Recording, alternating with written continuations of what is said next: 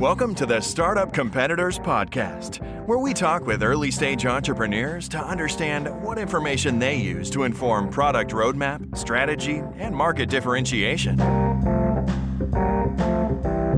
Hey there. Hope you enjoy this episode of the podcast. Today we're talking with Michael Aft, who's the co-founder and co-CEO of the New Paper. I've been reading the New Paper for a few weeks now, subscribed before I talked with Michael, and it's been fantastic.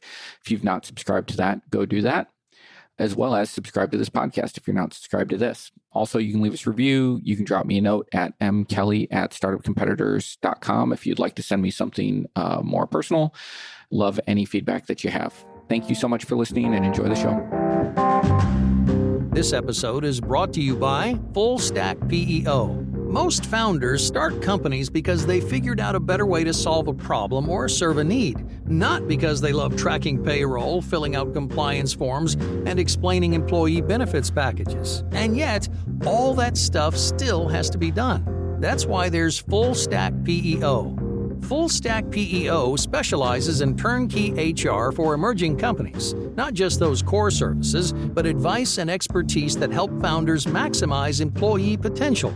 Curious? Find out more at fullstackpeo.com. Welcome to the podcast. Today we are chatting with Michael Aft, who's the co-founder and co-CEO of the New Paper. Michael, welcome. Thanks for having me. Why don't we start with a quick pitch for the New Paper? Absolutely. So, at our core, the New Paper is a digital media company that aims to overcome sensationalism in the media. And the best way to actually explain what that means is to tell you the story about how we kind of came to be. So more than anything, I'd say the New Paper was founded out of frustration. My co-founder and I were working at LinkedIn together all the way back in 2015. And we saw a really troubling shift in engagement away from kind of straightforward factual content and towards sensational clickbait journalism, sensational clickbait news. And it certainly wasn't isolated to the LinkedIn platform. This was kind of across the consumer content ecosystem. And so, when I left LinkedIn, I went off to B school and my co-founder went off. He ran growth at The Hustle, a major email newsletter publication focused on the tech space. And then we kind of reunited back in 2018 to build the New Paper. And really our goal is to overcome sensationalism in the media. And the way that we do that is by publishing a once daily digest that does a couple things. First thing is 5 to 10 most important stories of any given day for currently a US-based consumer. And then 2 is within each one of those stories, what are the actual facts you need to know? What is the thing that happened? Why does it matter?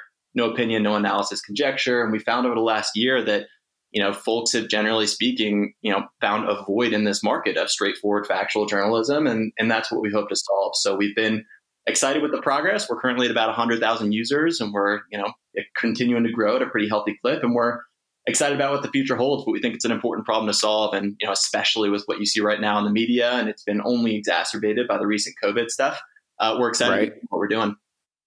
So I got to tell you, so when we first got introduced, was that 2 weeks ago, 3 weeks ago, just a handful of weeks ago, I subscribed on that day and have really come to enjoy it. I think I subscribed to The Hustle. I subscribed to, a handful of those kind of like daily tech things. PitchBook has one. And I get all of those. And I will tell you, I open maybe across all of those, I open one of them once a week, right? Like I just don't have time to open those up and read them. And one of the things I've really liked about what you guys are doing is I've opened every single one of them that you've sent in the last couple of weeks. Yeah.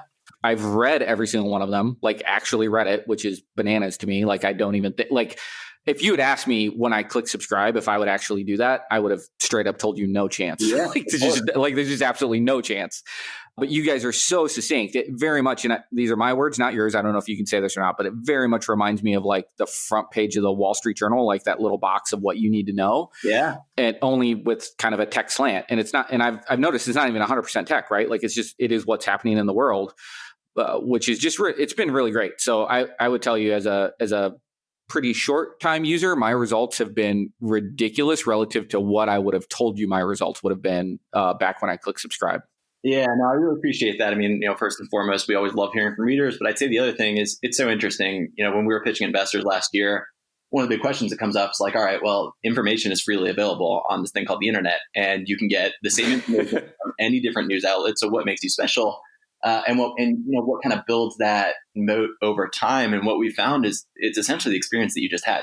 Like within media, the only way to build brand value is to earn trust over time. So yes, of course, you have to go through the traditional onboarding flow and set up a really robust growth process and referral system and all those fancy things. But that only takes you so far. And what you really need to do is build trust. But once you've built that trust, you have it forever. And look, it's a hard thing to do. It's a fine line to walk. When you're saying you're going to provide unbiased, factual information, especially in this world of content, but if you do it over time, people will grow to trust you and trust your brand, and then you have a reader for life. So that's what we think makes this valuable. It's not like a SaaS company where it's a mission critical software that my sales force literally cannot operate without, but it essentially accomplishes the same thing because it's really the go-to source for the way that people start their day.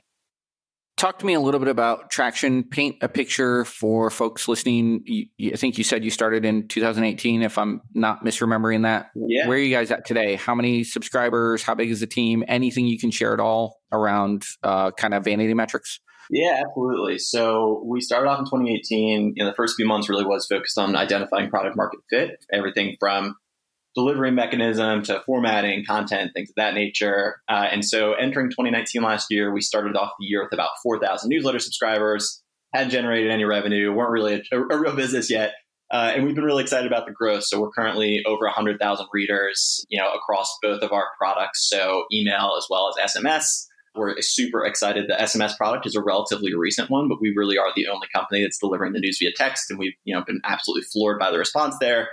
And then the team's interesting. So we've got myself, my co-founder full-time. We've got a small army of interns. But what makes this model so attractive is you don't really need that big of a team because it's such a high margin business and it scales so rapidly. So in many ways, the economics in the team, kind of looks like a software company because we don't have to hire a massive staff of journalists, because we do keep our content so succinct, and because we do focus on that once daily digest. So it's been a great year of growth. I think those are kind of the vanity metrics I could give you. We've been super pleased with things like open rates, hearing a lot from readers like yourself, super pleased with things like click-through rates and all those kind of vanity metrics. They're all in the 2 to 3 times industry average range. But really, we've just been pleased with the high quality audience we've built and the kind of clip of growth that we hope to continue extending throughout the rest of this year. That's awesome. And so there's a couple of things resonating with what you're telling me right now. And I know before we turn on the mics, you'd mentioned you'd listened to a couple of the episodes. I feel compelled to ask, is there any chance you listened to the one that dropped this morning with John Ramey from The Prepared? I did not have a chance to, no, but I plan to later today. Well, it's totally fine. First, you definitely need to listen to that one because John is weirdly, the fact that we're recording this the same time that one dropped, he's also in a very similar, in a media company. He spends a lot of time in that episode talking about, in your kind of opening pitch for the new paper, what you'd mentioned around there's not a lot of trust in the media today. There's, it's very ad driven, influencer driven, which, further erodes trust. And, what he's trying to do is find a way to build a company very similar to what you've said. Like, how do you build a scalable business without doing that? And so I guess first and foremost, with kind of that in mind, maybe that's the first line of questioning. Why is that so important? And I apologize, I forgot your co-founder's name. Who's your co-founder? Yeah, his name's John Nessif. He's a former coworker and good friend from my LinkedIn days. Awesome. So for you and John, why is that such an important aspect? And just to clarify, when you say that, are you referring to the scalability of the business model or just the focus on straightforward factual news? Straightforward factual news. Yeah, I mean, look, you're going to get me on my soapbox here, but I think a common set of facts is fundamental to our democracy and the way that our country operates. And I do not, that's not hyperbole for me. I couldn't believe that more down to my core. Right now, if you were to go to, I won't name news outlets because we don't want to, get into the business of bashing on the news outlets. But if you went to a left-leaning outlet, a right-leaning outlet, or you just looked at 2 different people's Facebook feeds, which is unfortunately where a lot of people get news. Which is almost the same thing. Yeah, exactly, right? It would be fundamentally different information.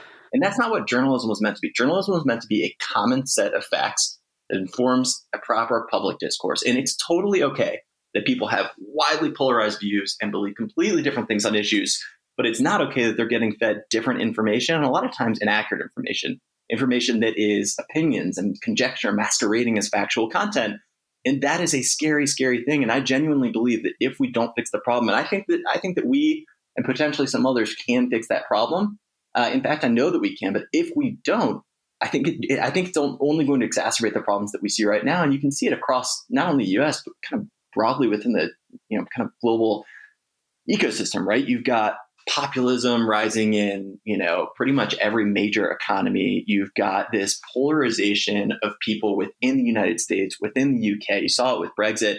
And I genuinely do believe that those problems stem from a lack of consistent factual information. If we could all just start our day with a common set of facts, I think that we would be significantly more cohesive. And I think we'd be more productive as a society, as a government, as a country, and as a world.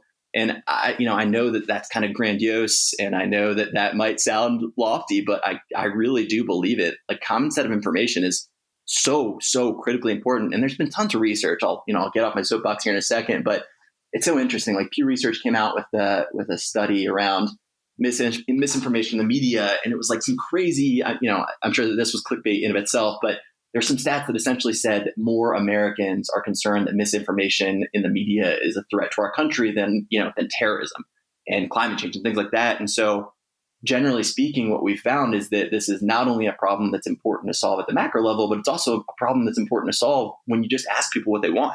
People are fed up with the media, and they're fed up with not being able to trust it.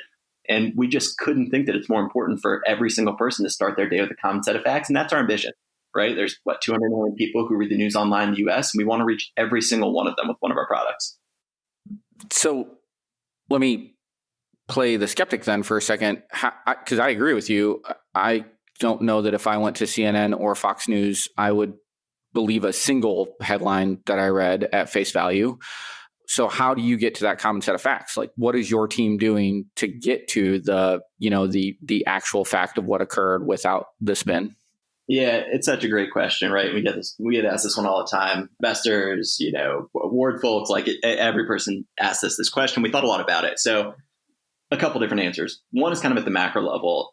We believe that any business will essentially operate in a way that it is economically incentivized to do so. So by making our stated mission factual, unbiased news, we essentially commit to doing it, and we have to do it, or else we'll see huge churn. We'll see kind of a revolt among our readers, and we see it now. Like if we cover something, and even if it's a nuanced way it comes through as bias, we hear about it from dozens of readers. So the first thing that we do, and first way that we do that is essentially by saying that we're going to, and making that our stated purpose, and having that be what drives people to sign up, because we're accountable to that. The second piece is process, and we've been super intentional. I can't speak today. We've been super it's all good. Super intentional about keeping the process human focused, but also process oriented, to remove as much bias as possible. So what that actually means is we go through a really rigorous rubric every day. Like co-founder and I wake up at 5 a.m. every day and ask ourselves first and foremost, what are the 5 to 10 most important, most impactful stories of the day? That part's a little bit easier from a bias perspective.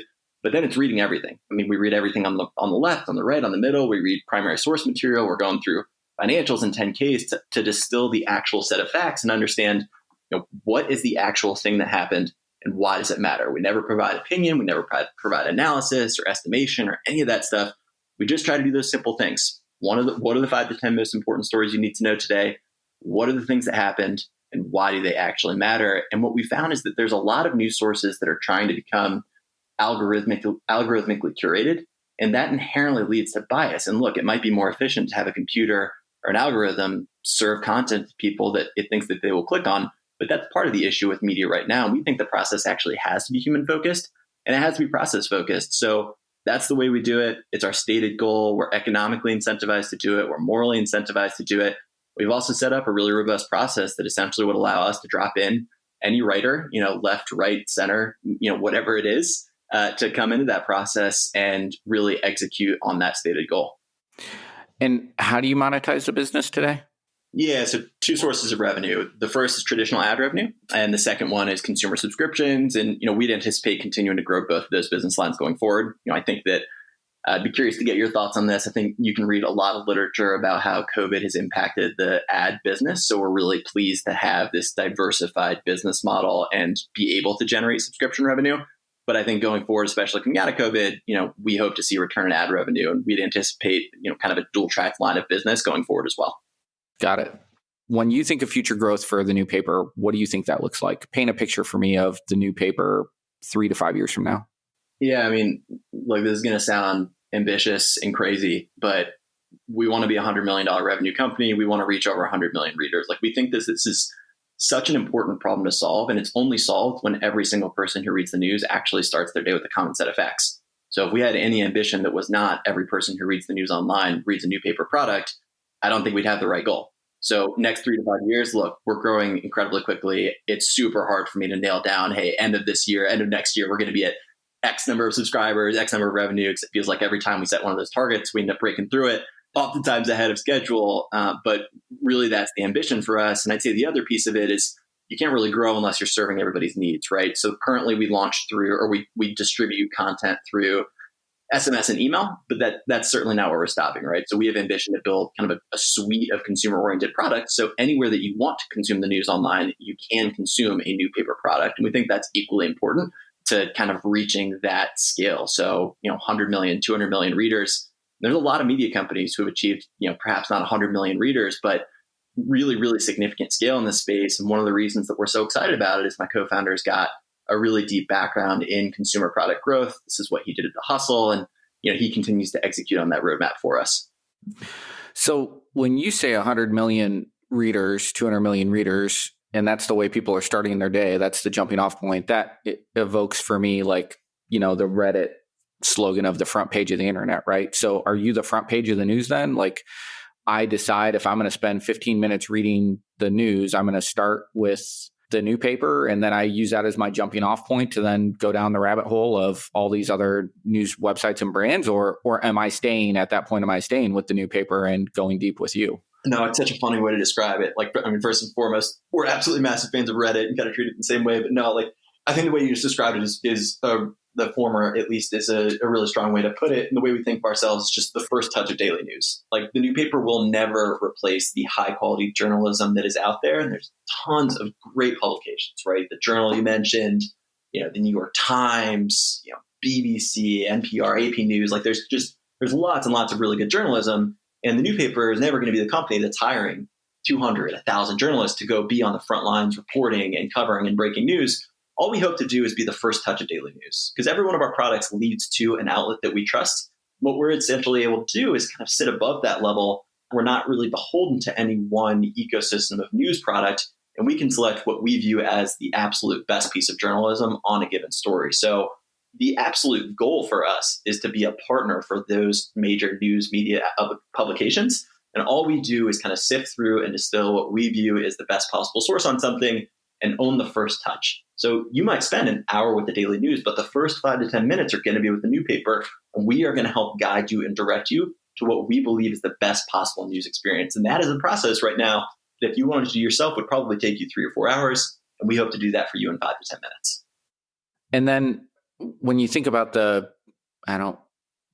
probably a word for this in the news that in journalism that I'm not aware of, but like when I think about like the segmentation of news, right? So you've got domestic, world, finance, tech, sports, whatever, right? Like whatever those areas of interest are. So that's not something you guys do today, right? Is that something that you envision in the future you would do, where if it's a Saturday and I just want to get my sports fix, I can go find what are the top 5 stories in sports? Or would you always remain this kind of high level top worldview, like this is what matters right now? Yeah, I mean, look, I don't want to use a word like always, because you never know what the future is going to hold. But right. Really speaking right now, what we found is that there's so much content out there. What people really do want is that, what are the most important stories to know right now? And if there's a sports story or a culture story or an economy story or world news or politics or whatever it is, we want our readers to know that they can trust that the new paper is going to handle it. So if LSU wins the national championship in football, definitely going to cover it, right? If the Fed lowers interest rates to a target rate of 0%, they're going to read about it. And there are other types of products that we're developing that are kind of an extension of what we do now, which help provide a little bit more data rather than content. But at the end of the day, our focus really is that core problem of, if I want to understand what are the most important things to know today, and I just want to feel informed as a consumer, I can't really do that right now. There's so many specialized news sources. There's so many, quote unquote, broad, unbiased news sources, but none of them are really doing that in a way that's digestible for a consumer. And the experience right now is frustrating. So we expect, I can't promise you always, but at least in the next couple of years, we expect to continue along the path of 5 to 10 most important stories to know today, and we will tell you if something in sports happened that you need to know. So part of what prompted that question is I've sometimes, so I have a on again, off again relationship with the news. So I will sometimes, which I'm guessing is not unique. No. There must be plenty of people who do that. But like, so there'll be times where I'm like, oh man, I need to be more informed. I need to spend more time reading the news. I need to spend more time listening on my drive in, whatever that is, wherever you decide to get your news. But then there are other times where I'm like, it doesn't matter. None of this matters. I can't influence any of it. I can't change any of it. Me even knowing about it in a lot of cases doesn't influence anything. So I'm just going to check out and listen to an audiobook for the next 3 weeks. Yeah. So talk to me a little bit about either personally or philosophically, what's your view on that? And then how does one of the things that I found refreshing about being a subscriber over the last couple of weeks is that while I am in a cycle right now where I'm largely checked out, which sounds weird with COVID, but it's also a lot of the same thing again and again and again right now. So I also don't feel like I'm missing out on anything. One of the things that's been nice about getting the new paper is that like I am kind of seeing at least somebody's curated view of what I should be paying attention to or what should be on my radar, even while I'm in this cycle of like, I'm not going to invest real time in trying to stay up to speed on anything. So I guess maybe start personally, do you struggle with that sometimes? And then what's your vision for how to handle that if that's a real issue? I mean, Mike, how sad is it that you are a highly successful professional who has access to lots of news, but are so frustrated by the experience that you literally have to unplug from the media for multiple weeks at a time? And when I say that the new paper was founded out of frustration, it's exactly what you just described. I went through that. I've gone through that multiple times in the past. And I'd say that's the fault of where the journalism industry is right now. And it's definitely not true of all news media, right? There are really fantastic publications out there. There's some absolutely fantastic journalism out there. But the way that the industry has become incentivized and the way that content is distributed has become so focused on clicks and volume that it's become this mess of an experience. And even somebody like you, who absolutely should be able to feel informed without having a bunch of clickbait thrown in their face, is so frustrated they have to unplug. So first and foremost, I feel your pain. Secondly, that is literally why we have to exist. And I think that at one point in time, journalism was that, right? Journalism was a common set of facts that helps you feel informed for your day, helps you understand what's going on in the world, but it wasn't throwing all this noise at you and it wasn't so frustrating and exhausting to read. And I don't know when exactly that changed. I couldn't pinpoint an exact time, but it did. And now it's become frustrating. So, I'd say more than anything, stories like that are things that I've experienced as well, right? Things that my co-founders experience as well, things that we hear all the time. And you're not the first reader who's told us, before you, I couldn't read the news, I couldn't watch the news, but you've given me an outlet into that. You've given me a way to stay informed without all the noise. So, the best thing I can tell you is we built this product for exactly the reason that you just articulated, because you're not the only person who feels that way. We feel that way. That's why we started this product, and that's what we hope to solve. It is, again, it floors me to know how many people in this country, how many people around the world actually have to unplug from the news. Think about that. To just feel informed and understand what's going on in the world, the news media system is so broken that you can't just feel informed. And you have to feel this frustration, like, I can't do anything about this. There's so many problems in the world. There's so much that I could be doing or that I can't be doing. Like, that is a frustration that you should not have to feel just to do the simple thing of feeling informed in your morning. And that's why we do what we do. We do what we do to solve exactly the frustration that you just highlighted. So, Michael, what do you guys do for swag at the new paper? Yeah, we have some fresh off the press Q-zips that we absolutely love. We've got some shirts as well, and we are continuing to expand rapidly because I feel that no startup is legit unless we have as much swag as possible. So is that swag for you, John, and the interns, or do you sell that to guys like me who are thrilled to be subscribers and supporters and want to buy something? Like, where does that swag go? Mike, if you want a shirt, you're going to get a shirt. Let me just say that. And no, we do it for team and family and supporters. I'd say what's actually interesting is, as we contemplate expanding our referral program, offering swag can be a really great way to incentivize referrals. So we're toying with the idea of that. But so far, we've been playing it pretty close to the vest. Oh, legit. I like that. That's a great idea. Yep. All right. Well, for those who need to get their startup swag, you can go to fuelmerchandise.com, mention startup competitors, get 10% off your first order, all of the classic startup swag you might need. I'm going to switch gears here a little bit. Talk to me about being a co-CEO. What drove you guys to make that decision, and how does that work? Yeah, it's an interesting question. So we've been super intentional about it. And I know it's not the norm for tech companies, certainly at our stage. But what we found is that I don't think it's the norm for any company, yeah, just to be clear. Fair point. So look, what we found is that if we actually want to kind of walk the walk after talking the talk of being completely unbiased, then we needed to keep editorial and business separate. So as soon as we started selling ads, we needed to completely keep content production, which my co-founder owned, and ad revenue and sales, which I owned, as separate parts of the business. And we didn't ever want a place where the journalism team or the editorial team reported up to a business incentivized person, because we think that in many ways is what gets a lot of companies into trouble, right? As soon as you have one person who's incentivized to drive as much revenue as possible, you're going to start making decisions that aren't necessarily the best from a content first perspective and from a user first perspective. And that's the exact opposite of what we wanted to do. So what we found is that for a company like us, we kind of have to be co-CEOs, and we kind of have to keep those as separate pillars. And even though we're co-founders and we very much operate as partners, we didn't want one CEO where, business reports up to editorial or editorial reports up to business, because we think it's so important in terms of remaining unbiased, remaining impartial, and delivering on the content and value proposition that we promise to our readers in terms of what that actually looks like day to day. So, we're a two-person team right now. We're both doing a lot of stuff. So I do everything from biz dev and sales and HR and hiring and finance and all that fun stuff. And my co-founder, like I said, he ran growth at the hustle. So he runs growth and editorial and product development. We've kind of found that, focusing on the things that we're both the best at individually is the best way to leverage both of our sales skill sets in a kind of efficient way that drives more value as a combined team. But the high level is that even independent of that, we feel it's important to have co-CEOs of a business like this to make it abundantly clear internally, externally, that we do treat editorial as independent, and we always will.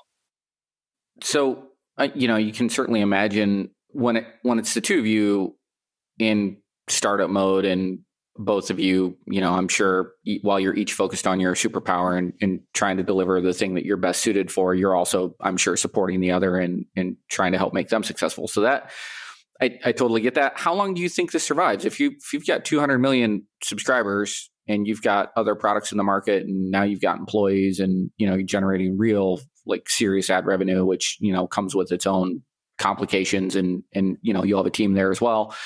How long do you think this survives? And when you guys do really start to drift apart because you've got different teams that you're managing and stuff like that, it's less about the two of you in the daily grind and more about the two of you now managing, just different operations within the business. How do you guys think about or talk about how that plays out in the future, and how you'll deal with disagreements? Yeah, it's so interesting. So I'd say this business does survive because of that structure, not necessarily in spite of it. I think where we would get into trouble is if we reach 200 million readers, we have one person who's managing both sides of the business. I think that's where you start to, allow the wrong decision to be made, or allow bias to slip into some of the decisions you make, just purely based on the business model that you're running and kind of where your priorities are. So I'd say first and foremost, we've set ourselves up in this way because we believe that this is scalable, and constantly having editorial under its own pillar, we think is critically important. It's the only real way to scale this business for us. So that's the first thing. I'd say the second thing is when it comes to decision making, we're really fortunate that, look, John and I disagree all the time. And I think iron sharpens iron. And, part of the reason that I love working with John is, he is, kind of has this uncanny ability to remain extremely objective, extremely logical, and express himself in a way that, always put the business first. And I aim to do the same thing, though I'm certainly not as good as John at it. But when we disagree, the underlying principle is what is best for the new paper. And at our core, putting revenue aside for a second, the new paper needs to deliver straightforward, factual, and unbiased news to as many people as possible. We want every single person who reads the news to start their day with a new paper product. We want to be the first touch of daily news. And we really need to execute on that. So the question that we would ask ourselves if we ever disagreed was, what is the absolute best decision for that core user experience? Because if you don't maintain that core user experience, you don't have a business, you can't generate ad revenue, you can't generate subscription revenue in the first place.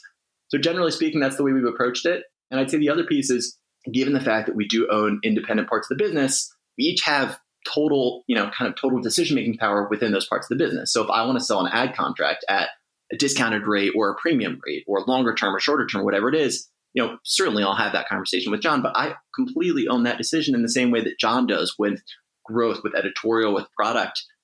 We've ensured that, whether we're 100,000 readers or 100 million readers, each of us or those independent teams will always have 100% kind of authority over those areas, but there's never any conflict in between them. So when it comes to making individual decisions, we're still able to operate as the CEO of our business functions, which is super, super important. We think that making decision by committee is often a really challenging thing to do, especially at scale. And that's certainly something that we're trying to avoid. So, we will continue to be co-CEOs. We'll continue to manage each side of the business independently. Of course, lean on each other for advice and thoughts. And, we're a small team. I'm sure you've seen that before with your co-founder. But at the end of the day, we both have the autonomy and the authority to make decisions within our business units. And we're 100% aligned that every decision we make needs to have the best, best intent for our users and the user experience going forward. Awesome. Thank you for sharing that. I appreciate that. When you think about customer acquisition, I won't lead you with the question. How do you think about customer acquisition? What's the strategy to go get customers? And then maybe I'll ask some clarifying questions after that. Yeah, no worries. So what we do is, we follow a very similar playbook to many others in the space. So it's really a combination of two things. One is organic referrals. We've been really pleased without diving too deep in the specifics, we've been really pleased with referral rates. Folks like yourself read the product for a couple of weeks, just absolutely love it, and they want to share it. And we do very little to incentivize that. We know that there's a lot of low-hanging fruit when it comes to more robust referral programs, but we've been extremely pleased with word of mouth growth. And the other piece is paid acquisition, right? This is a high margin business model. This is a business model that you can monetize extremely efficiently. And as a result, acquiring subscribers, and the subsequent revenue model and retention dynamics and referral dynamics that we have end up leaving us looking a lot more like a high growth subscription and kind of SaaS business than a traditional ad driven journalism outlet. So that's why we're able to do paid acquisition, and, referrals and organic growth is absolutely a part of that. And paid acquisition kind of pours gas on the fire, but none of that can happen if you don't have a core product that people love and a core product that people already share. And what does paid acquisition look like for you? Like, where are you finding, is that, because I guess what I'm struggling with is if I'm thinking of if I'm out Googling for the news, which is awkward just in and of itself. Like, are you just picking, topics and then dropping in as an ad word tied to a topic? So you're constantly refreshing, your AdWords based on what's trending right now in the news, or is it different? Like, that's the part that I think is hanging me up there when I think of paid acquisition. Like, what are you actually buying that's going to convert me as a customer? Yeah. So, my co-founder is going to absolutely kill me if I get too deep into our growth funnel. But oh yeah, sorry. And usual disclaimer here. You don't have to disclose anything that's going to get you sideways. No, but at a high level, look, we try to acquire subscribers via paid acquisition through anywhere that people are consuming content. So absolutely, that could mean search, that could mean social channels, that could mean other content channels and affiliates. Like, there's a lot of different opportunities, but at our core, we hope to be where people are consuming information. So what you just described is not outside of the realm of possibilities of what the new paper could do. But I'd say, generally speaking, if you're consuming content somewhere, and ads are served on that platform, it is likely that either now or at some point in the future, you will see an ad for the new paper. Got it.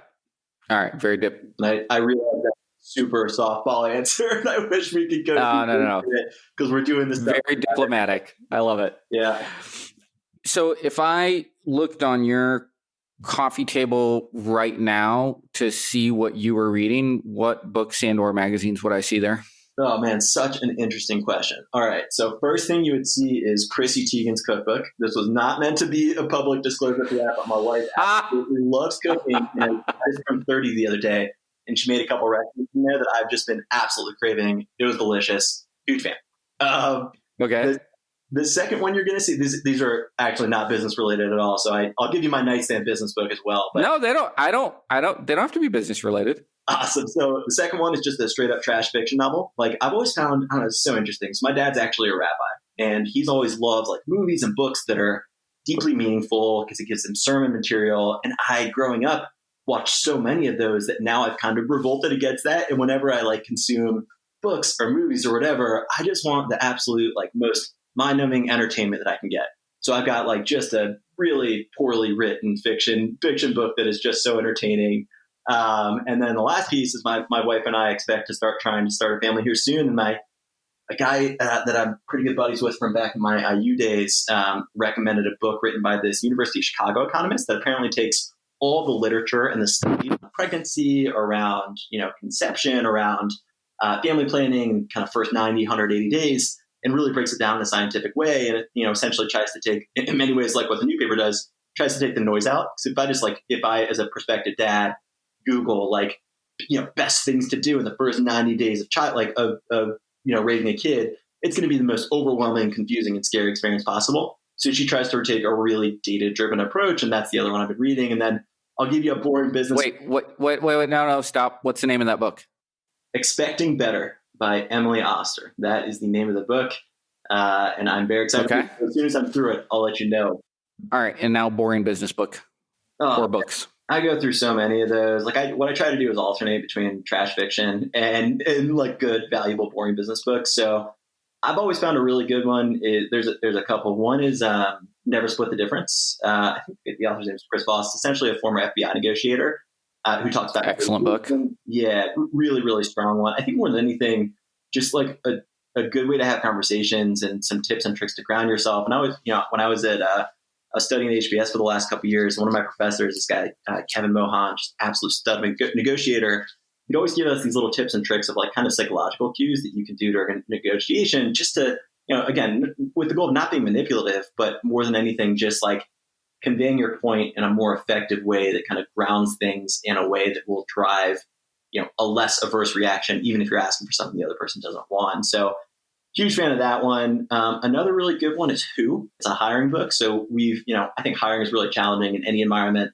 It's certainly been a challenge when I was hiring at LinkedIn, and certainly has been when we're hiring the new paper, just find the right people. And so just trying to get smart around decision criteria and taking as much of the subjectivity out of hiring as possible. And then the last piece is How to Win Friends and Influence People. And I absolutely hate the name of that book because it sounds so manipulative, but it's so good. It's just like, how do you get out of your own head and realize that it's totally good. People just love talking about themselves, right? Just be interested in what other people are talking about. Be actually genuinely listening when somebody else is talking. And you're going to get a lot further in the world. So those are what I would say boring business books that I read. But the trash fiction, the Chrissy Teigen, and the pregnancy book are top of mind right now. In that order. Yeah, exactly. In that order. So a couple of things that occurred to me while you were rattling down that list, and why, by the way, it was great. I love that you're putting in the why, like that your father's a rabbi and you just need to veg out sometimes.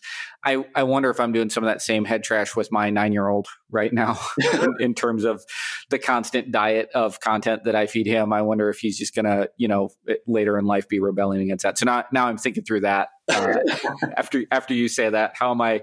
Because we're all ruining our kids in some special way. So I'm trying to figure out how I'm doing that with mine. So that's essentially what this pregnancy book told me. You're going to mess up in every way possible, but here's some statistics to tell you how. Yeah, exactly. Yep. Michael, this has been awesome, man. I appreciate you giving me so much time. If folks would like to get in touch with you or they want to learn more about the new paper, what's the best way for them to do that? Yeah, absolutely. Just go to our website. It's thenewpaper.co.co. And that's it. You can sign up from there. You can learn more about the product. And I'll give one more shameless plug. It's thenewpaper.co. Awesome. Michael, thank you so much. Thanks so much for the time.